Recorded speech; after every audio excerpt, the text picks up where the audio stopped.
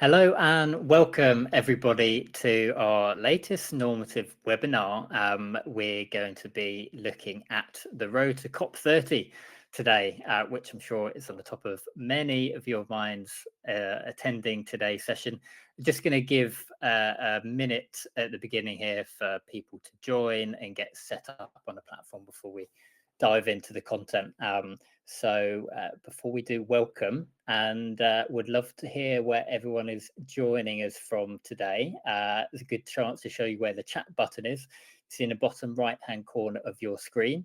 You can see the chat button. So if you want to drop in where you're joining us from today, that would be great. I know we're a bit spread around. I'm in Skåne in the south of Sweden. Alex up in Stockholm, and Anna, you're up in Norway today, so we're spreading ourselves around. And Farah again in Stockholm, and Ella from Copenhagen. Welcome on board.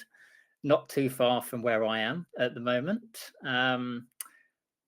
So I think we've got a few more people joining now.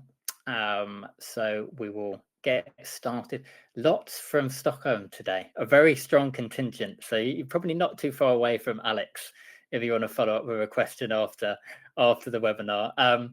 But I will kick us off today by going through a little bit of housekeeping before we dig into the webinar. We're going to be on for 45 minutes today, and that does include a Q&A session at the end. So if you have any questions, please do drop it into the questions tab. There's a separate to the chat tab on the bottom right. There's a questions button there. So at any point during the webinar, feel free to drop your questions in there, and we can collate them and get to them in that Q&A session at the end. We will also be recording the webinar. So if you want to watch this back or share with colleagues weren't able to attend today, you can from tomorrow, if you click the registration link in your email, then you will be able to see the recorded on-demand version of this webinar as well. And thank you, Mark down in Chelmsford, practicing your Swedish here. Good to have you all with us, everybody. So without any further ado, I'll run through the speakers that we have the pleasure of joining us today, and a quick intro to what we're going to be talking about. So we're going to kick things off after this introduction to the webinar with looking at Business Sweden in particular. We have Anna Sundlöf Eriksson from Business Sweden, who is going to guide us through Business Sweden's role in particular at COP, as well as our focus and priorities for this year's event. Dr. Alex Schmidt, an expert advisor at Normative, is also going to be joining us to look at Normative's engagement at this year's COP and to put that into context. And then we're going to dive into a panel discussion with both Anna and Alex to discuss the practicalities, the specifics, what COP30 could mean for businesses, among other topics as well, before we jump into the Q&A session at the end of the webinar. So before we jump in, I'd like to just introduce both of our speakers. Anna, fantastic to have you with us today. If you wouldn't mind just giving us a few words on you and your role at Business Sweden, that'd be great. Of course. Thanks, Mike, and thanks so much for having Business Sweden as part of this fantastic webinar. So my name is Anna Sundlöf Eriksson. I am a senior product manager at Business Sweden and head of partner engagements within Business Sweden's global COP team. So the team working closely with our 27 partners on the road to COP30 and beyond. Well, it's fantastic to have you with us. Always a pleasure to partner with Business Sweden over the years, and really appreciate you joining us today, Anna. And Alex, would love you to just kind of introduce yourself to the audience of those of you who don't know you. It'd be great if you could just give a very quick introduction to yourself.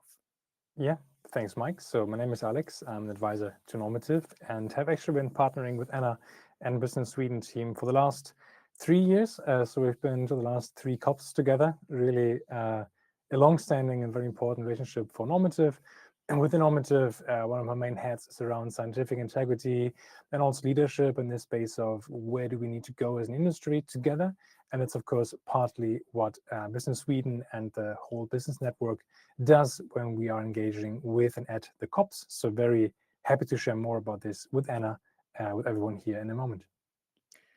Fantastic. Well, brilliant to have both of you with us. Before we dive in, I'm just going to give a very quick introduction to Normative for those of you joining who aren't as familiar with us. So we're one of the original players in the carbon accounting space. So we've been doing this for over 12 years, way before it was a trend and as commonplace as it is now. But what that means is we spent a lot of time and expertise to ensure that we deliver really accurate carbon calculations for our customers. You can see some of the results of that on this slide. So we're very proud to have a 93% customer satisfaction score, and importantly, 100% success rate across all client audits, which I know is front of mind for many coming into this time of year. It's also important for us as an organisation at Normative to walk the walk and not just talk the talk. So we've had our own SBTi targets validated as well as a sign of our commitment to our own net zero journey, as well as supporting all of our customers throughout the year. And we're delighted to say that this track record has earned us the trust of a lot of leading companies across a wide range of industries, as you can see on the slide here, that we work with throughout the year to calculate, manage and reduce their carbon emissions. So that's a very brief introduction to Normative, but now I want to get right into the heart of today's webinar and hand over to you, Anna, to give us an introduction really to Business Sweden and to put your role at COPs into a bit of context for everyone.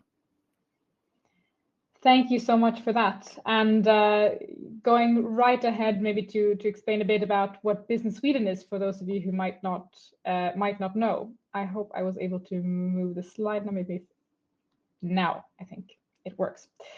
So maybe just briefly then about what is Business Sweden. So Business Sweden is formerly the Swedish Trade and Invest Council.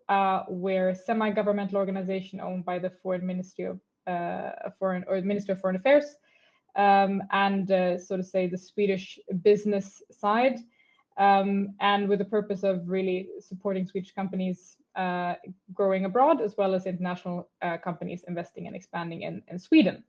And here you get a quick glimpse of how long we've been around, and we have an esteemed team spread across various parts of the globe. Something that comes in handy in global projects such as COP, since we have local competence and expertise to utilize in most of its destinations.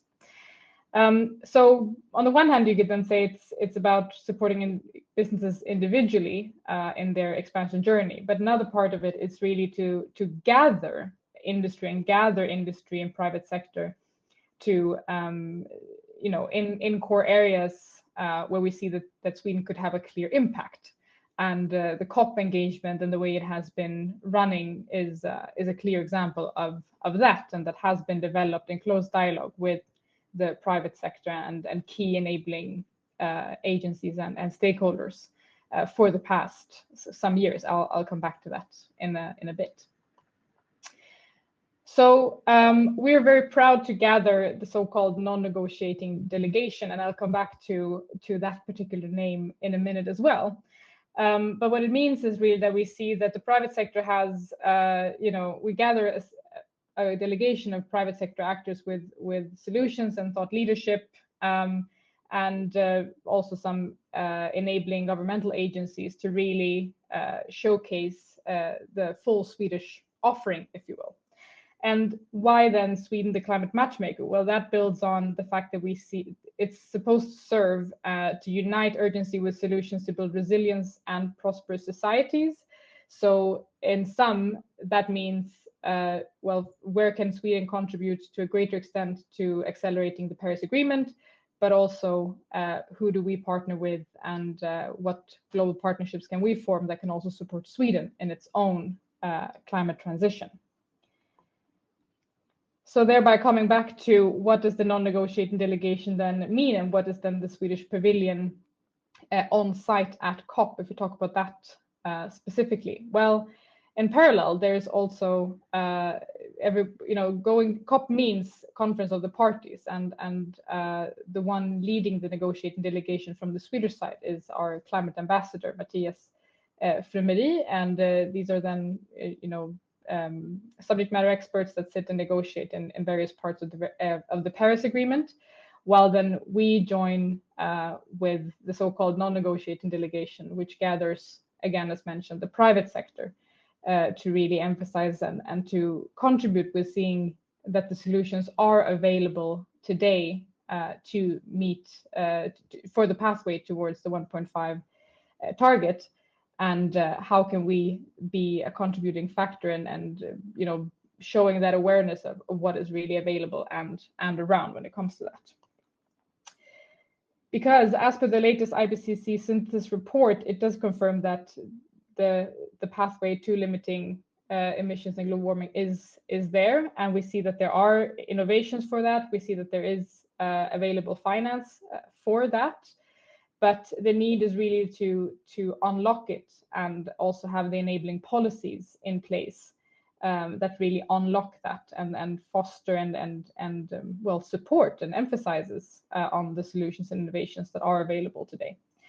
We have recently, if you have followed, we will speak about New York a little bit in a minute, but we recently launched a report, the Road to COP report, which also outlines very much the available innovations and the enabling conditions that are needed to also really implement them, the NDCs. That is also going to be a hot topic, of course, has been a hot topic this year and also will be a hot topic leading up to Belém.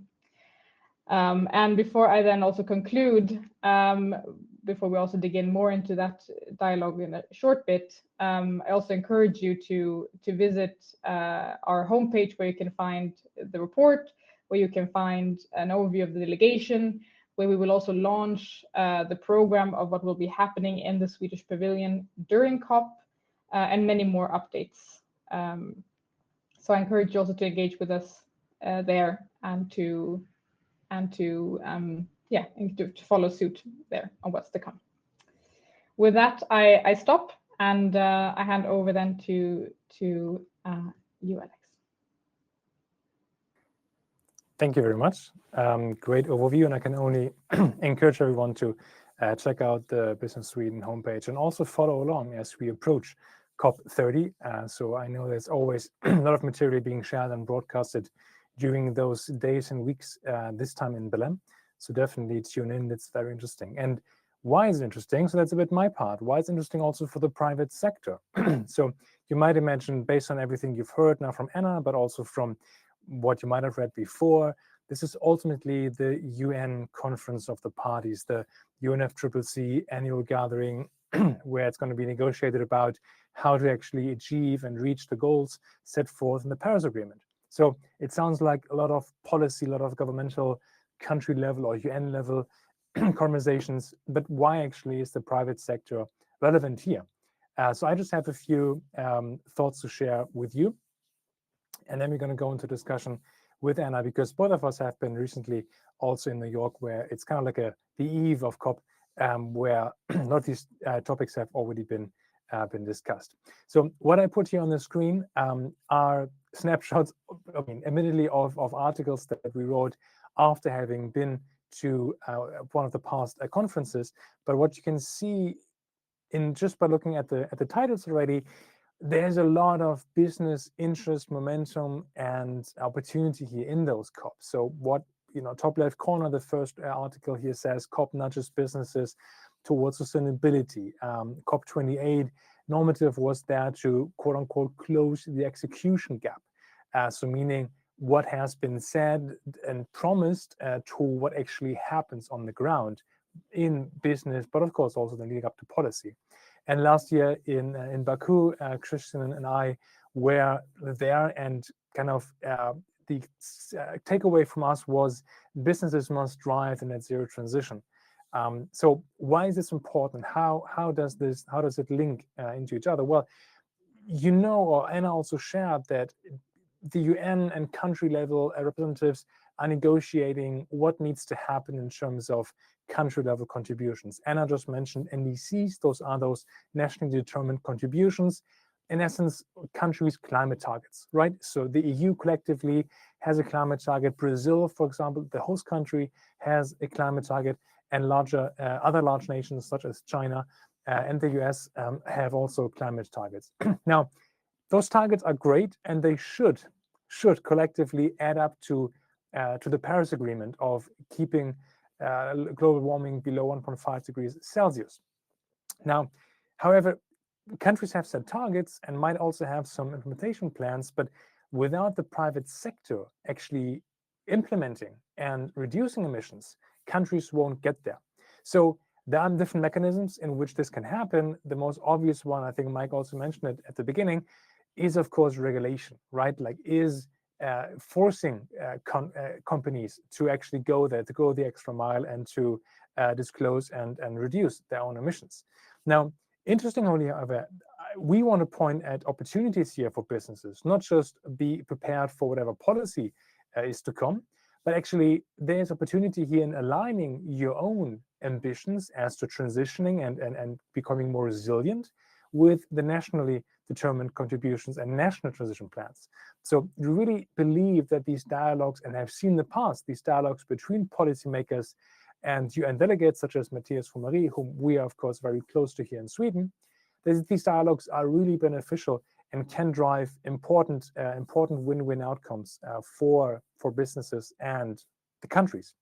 Specifically this year, COP30, which is going to happen, as we said multiple times now, in Brazil, in the city of Belém.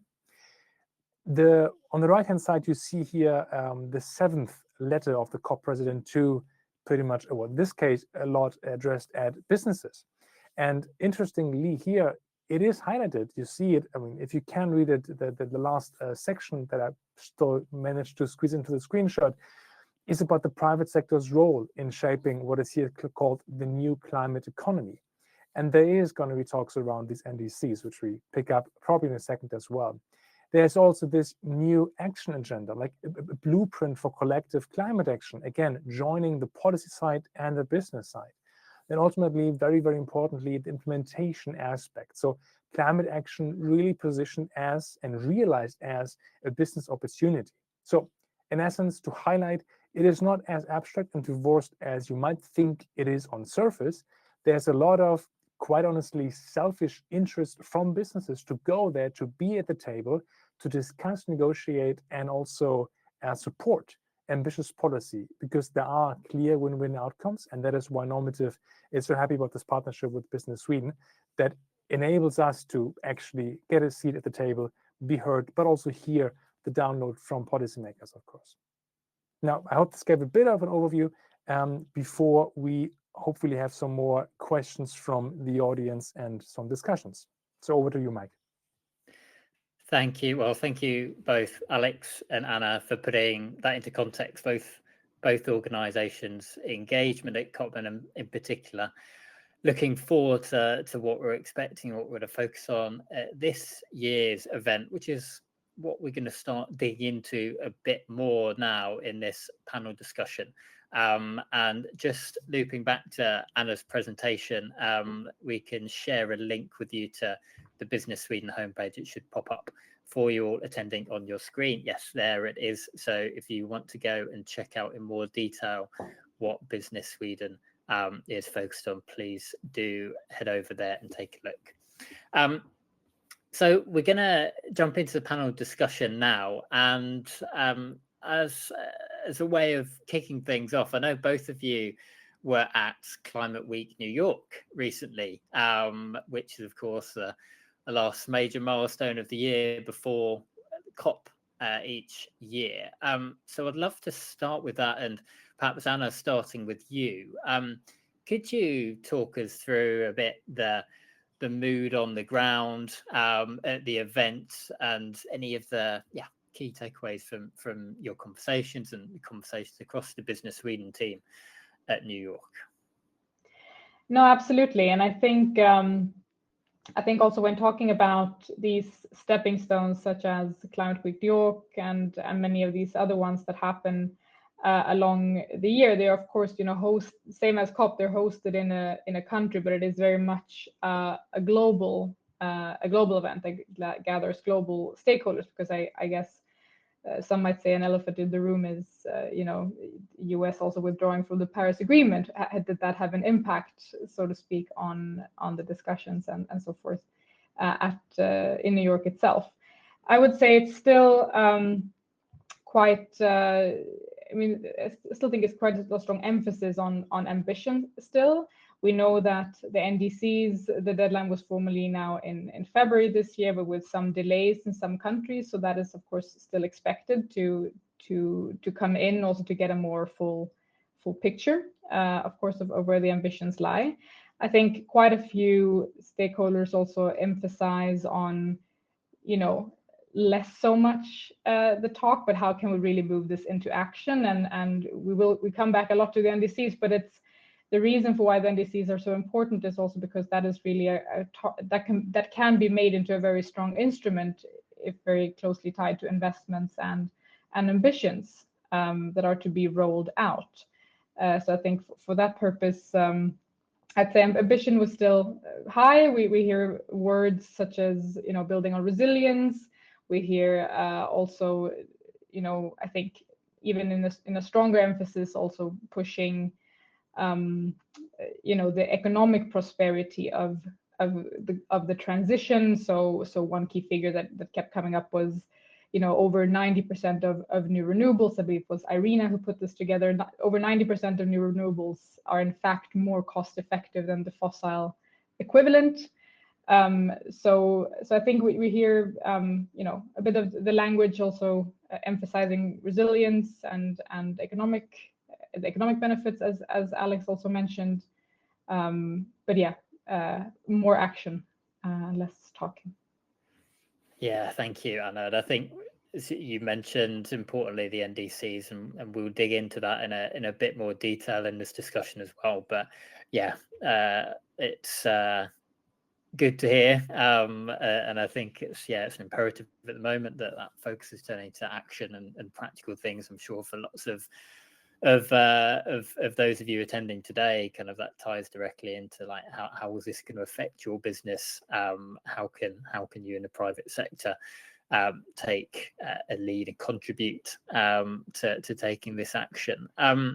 Alex, I'll hand over to you as well. Likewise, from your discussions, involvement at the event, what were your key takeaways? Yeah, so I think Anna summarized it quite well. It was actually encouraging to have seen one of the largest installments, I think actually the largest of New York Climate Week so far, with more than 1,000 events spanned out over the period of roughly 7 days in New York. So definitely not a withdrawal. What I would say is, as to like the sentiment on the ground, there was less public, big stages, big announcement, big new commitments, which is also understandable because, but to Anna's point, what Anna was hinting at, we have all the commitments, we have those big statements. What we now need is actually action.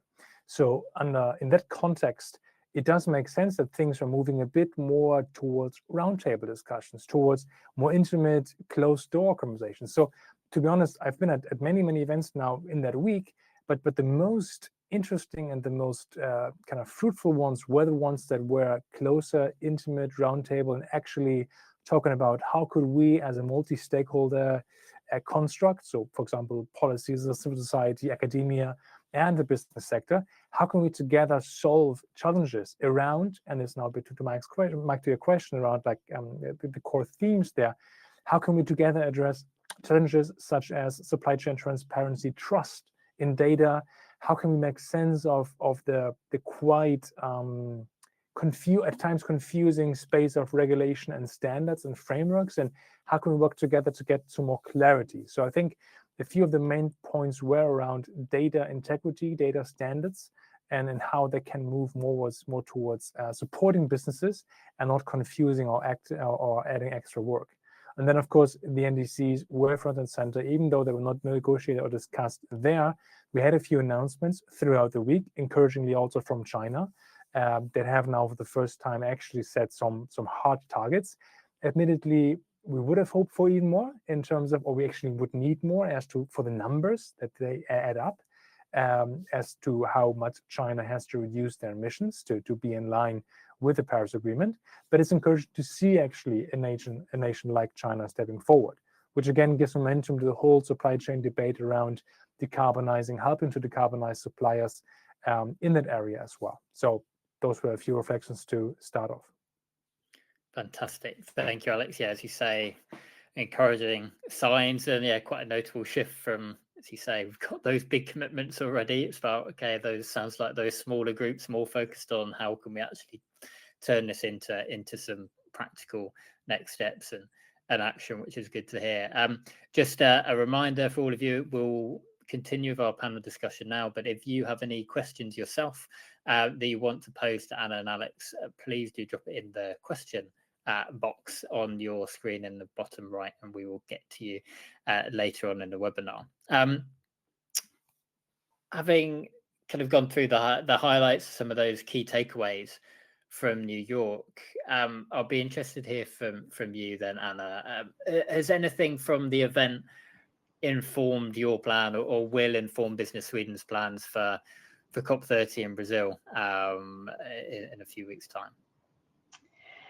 I would say that they rather emphasized, I think, the message that we have and the way that that the delegation and that we kind of approach the COP and kind of what we would how we would like to utilize that unique platform that it is, and that unique space and forum with decision makers.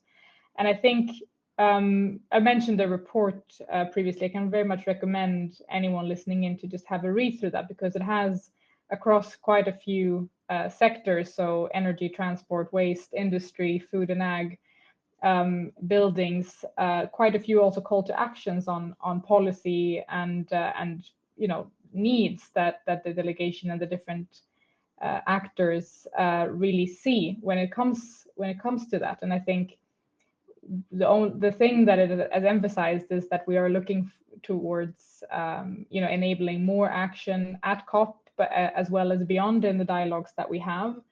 That could mean raising awareness in sessions in the pavilion. It could also mean what we do in more intimate roundtables, as Alex mentioned. That's of course a lot of the of action happens in closer forums. So I think for us, it's more given us a good let's say pat on the back, or a wind towards what we are aiming at, which seems to be very, very valuable, with the help of and the great engagement, of course, of Normative and the companies that we have with us. Well, it's good to hear that there's that common thread going into COP. And as we sort of move onto that and this year's COP in particular, I'll hand over to you, Alex. We touched on this at the beginning of the panel session, but those nationally determined contributions, or the NDCs as they'll commonly be referred to, from a private sector perspective, what is the relevance of some of the key agenda items there? Okay, so I would say this is really interesting now because those new rounds of NDCs are reaching up to 2035. So I would say there's really crunch time for a lot of your companies, a lot of companies out there. Some of them have targets already towards 2030, 2035, 2040. So let's just say you have or think about or you need to have these targets and transition plans in place. I work with or kind of Normative, of course, as a platform provider, works with several companies that are setting these targets, that have transition plans. Now, what we see over and over again is that at one point you might actually encounter dependencies in the ecosystem, especially in the policy environment, when you want to decarbonize. Let's just say you are a company that's operating more or less globally, or let's just say you're operating in Asia, because I just mentioned China before, right? So you have a certain part of your supply chain sitting in China, sitting in Southeast Asia. Now, you have targets on decarbonizing your supply chain, and your suppliers, of course, are super relevant there. So if your suppliers keep, quote unquote, polluting keep having high CO2 emissions, you have to nudge them, encourage them to reduce their emissions. Now, the problem, of course, is if, let's say, those suppliers say, hey, we do everything we can, but we just don't have access to green energy, to renewable energy coming from the grid. So what can you do? If in the country, in the sector, in the region, there's just a lack of energy, renewable energy access to your SMEs, they can't really decarbonize, meaning further up or like downstream for you, you really can't meet your targets with those suppliers.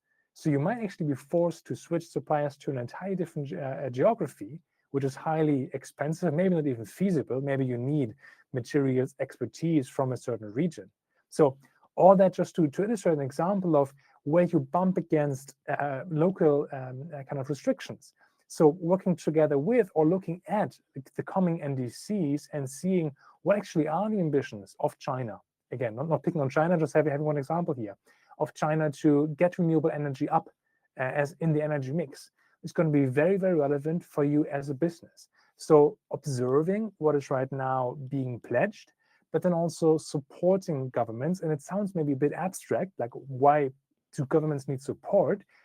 I do strongly believe and have seen that they need, and the kind of the confidence of the business sector, of the private sectors, to say we actually need and want you to set these ambitious policies, because we then can also invest more. And that's a bit to Anna's point, making these NDCs investable, meaning helping, reaching a helping hand towards the public sector for ambitious NDCs that then businesses can invest in, meaning coming in with technology know-how, like Business Sweden as the matchmaker does, for example, again, this COP, to then create those win-win outcomes. So a bit long-winded way of showing the dependencies and the interest of businesses, the relevance of NDCs for businesses.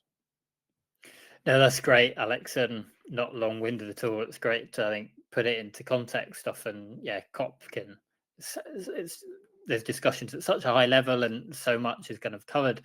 I think it's great to distill that into some what could be practical impacts on businesses. So no, I think that's great to paint that picture. Anna, is there anything else in terms of big agenda items in the 2 weeks in Belém that you think are going to be important? You want to elaborate a bit further on?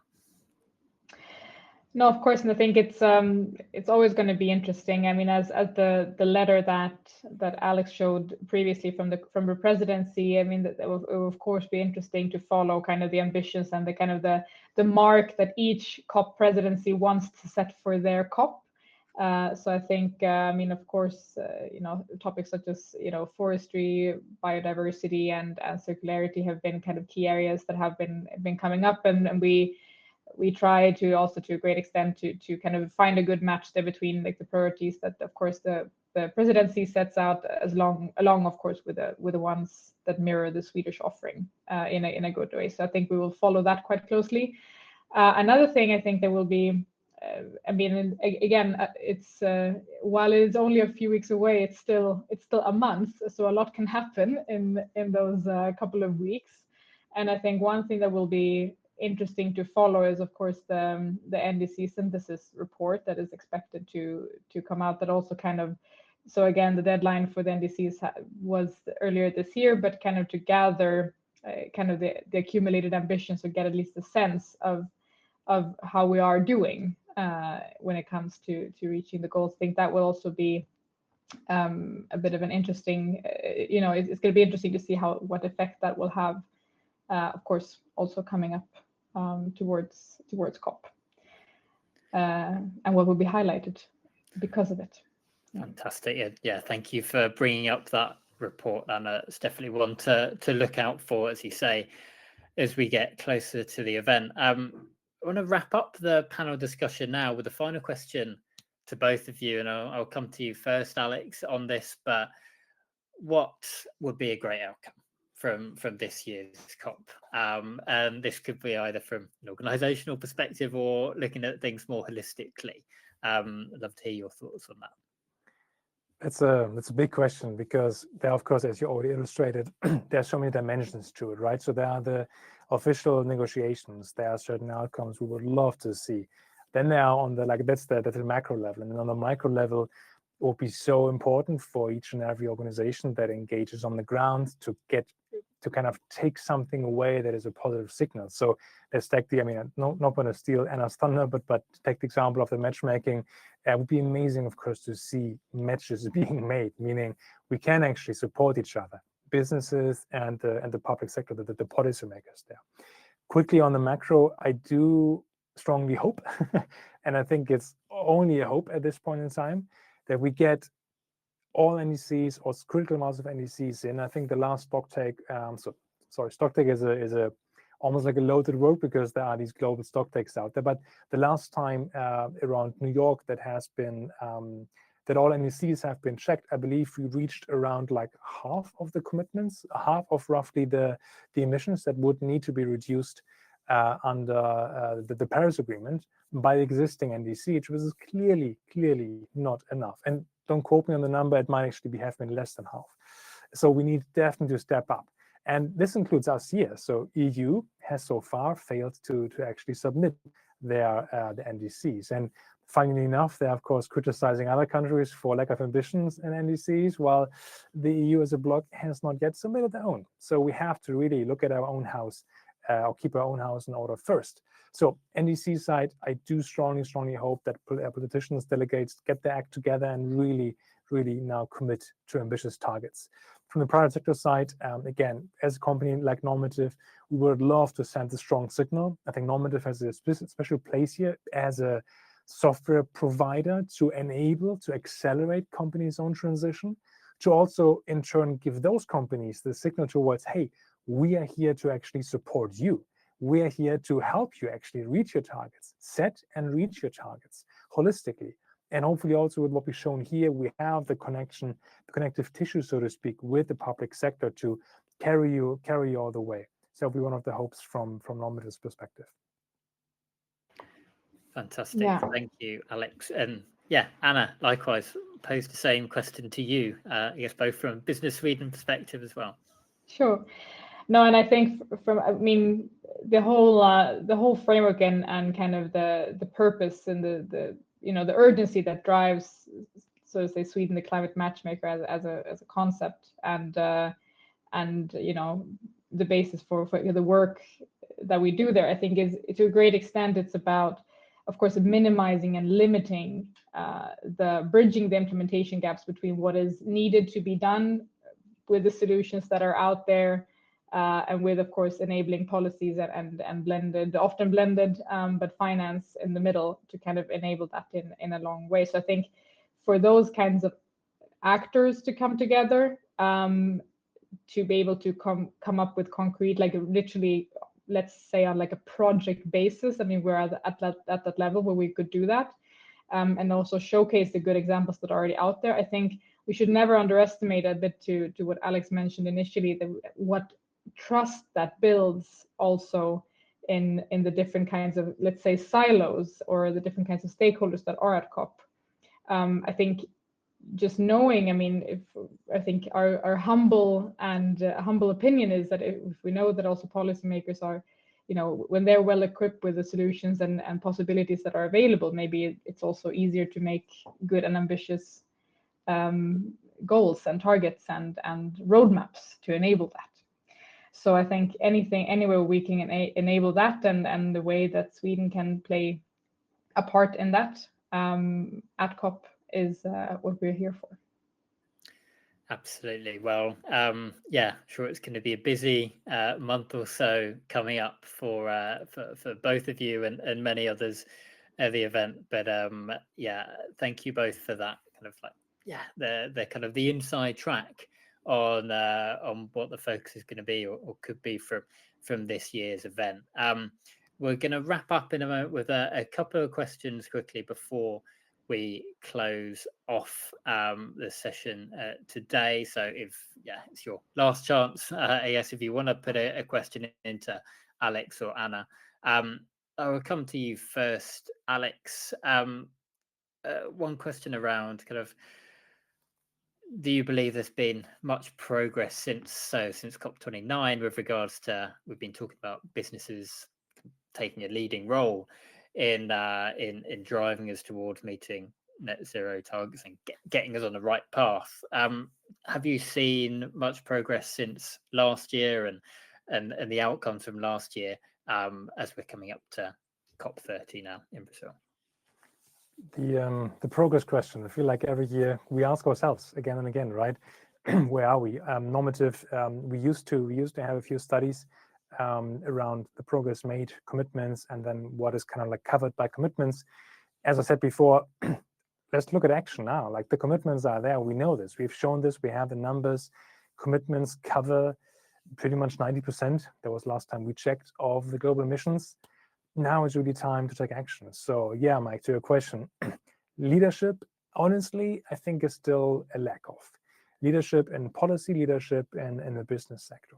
What I actually want to put out there, maybe a bit as a provocative statement, we have seen, and again, one of the other potential elephants in the room, which we haven't discussed yet, we have seen quite the policy backlash. Again, looking at where we stand right now, where we sit, or right now, the EU, there has been a lot of confusion, honestly, for businesses, and very, very likely a lot of rollback from the major legislations. Now, this doesn't help anyone. This doesn't show leadership. This is just confusing and frustrating, to be honest. And then paired with lack of NDC commitment from the EU side, you really see policy not taking leadership role that has been there. But now to the provocative statement, I would say that this actually is an opportunity, or has shown to be an opportunity, because many businesses that have been just reporting, disclosing because they had to, they now shift gears and now realize, actually, I want to, actually, I must, but must from a point of view of, if I still want to be relevant in 5, 10, 15 years from now, I better get my house in order. I better look at my supply chain. I better assess the risk that is climate related, because no matter what's happening from policy side, the climate is going to keep changing. We know this from a scientific fact, or from a scientific research. So I better prepare my supply chain to become more resilient and to adapt. But I don't know where to start if I haven't used providers like Normative to actually assess where do I stand right now to begin with. So my hopeful message here, or what I see is happening, is businesses shift and realize, oh, it's actually in my own interest to do this right, to set ambitious, to know where I am right now, assess my inventory, and then set ambitious targets and actually follow through with implementation, not pushed by regulation, but actually pulled by their own business interest. So I would say this is a hopeful note to start off on, if it's paired then also with the ambitious policy environment that enables companies to follow through with their ambitious targets. Fantastic. Thank you, Alex. And yeah, always important to focus on that opportunity to say it's not just a regulatory thing, the tick box, but there are lots of opportunities and potential risks to address within this. Finally, then, Anna, before we wrap up, I just come to you with one question we've got around how does Business Sweden's role and priorities at COP tie in with those of business delegations from other nations, and are there any common priorities as you see it? Yeah, no, and that's a great question, and I think, you know, we do have a quite close dialogue with our Nordic colleagues. Also, we've had some you know, we have collaborations on stakeholders, and we have some you know, great exchanges there, and have had some more formalized collaborations also in the past. But I would also say that, based kind of on an overall perspective, on like a holistic perspective, I think it's also quite unique the way that Sweden is positioned at COP as such. I mean, Sweden is also always in many different forms been known also for collaborating across, and you know, initially called triple helix model, I think is now we're at quadruple or quintable helix at this point, where we're really quite used to collaborating across you know, different parts of society. And that is really what also the presence there has gathered. And I think wherever we see great collaboration, we want to reach globally to a great extent. We have, I believe, last time I checked, had contact with some 100 organizations across the 5 years that we've had a Swedish pavilion on site at COP. So I think we stretch and see where the greatest value add and the greatest impact can be, along with the global partners. And that's, of course, also what we are planning and gearing up for this COP. Fantastic. Yeah, well, it's great to hear that. Yeah, there is that synergy across a number of the delegations going to the event. Very quickly, we've want to address just one last question before we wrap up, coming from Mark, and I will put this to you, Alex. Do you foresee the EU slowing down the pace of introducing new sustainability regulations to allow businesses more time to implement, measure, and demonstrate the benefits of existing frameworks such as CSRD? Yeah, to keep it short, that's what we see right now. So we see right now is slowing down. So there have been new regulations such as the EUTR, this deforestation law, but also the CSDDD, and last but not least, the CBAM. So CSDDD is supply chain due diligence, and CBAM is the carbon border, or like cross-border adjustment mechanism. So meaning the disclosing carbon impact of imported goods and services. All of those have been delayed, watered down, and honestly made a bit more confusing. So yes, we see this, and the CSRD is still, the scope is still revised in context of this EU omnibus package. So to your point, we do see this slowing down. However, I would not argue that this is meant to allow businesses to more time to implement, measure, demonstrate. I think right now it is just a lot of question marks. What actually is the purpose here? The simplification that is aspired to is just causing, honestly, almost useless reports if we exclude 80% or more of companies that have originally been asked to disclose. So I do hope they ramp up the ambition level again, while then, of course, making it realistic for companies to comply. So let's see. I don't think we need new regulation. I think we have now, with those mentioned, those frameworks will be amazing if they interact and interoperate well. But it is to be seen how far the EU is able to deliver those as a comprehensive package that is realistic, but also very ambitious.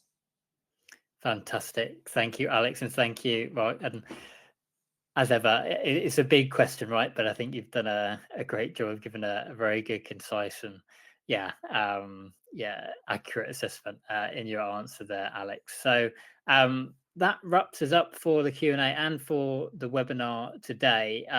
Just remains for me to say thank you very much to you, Anna, and yourself, Alex, for joining us today. It's been fantastic to have you on, and as we say, it's the partnership with Business Sweden is always of great value to Normative. So really looking forward to getting to COP30 with you.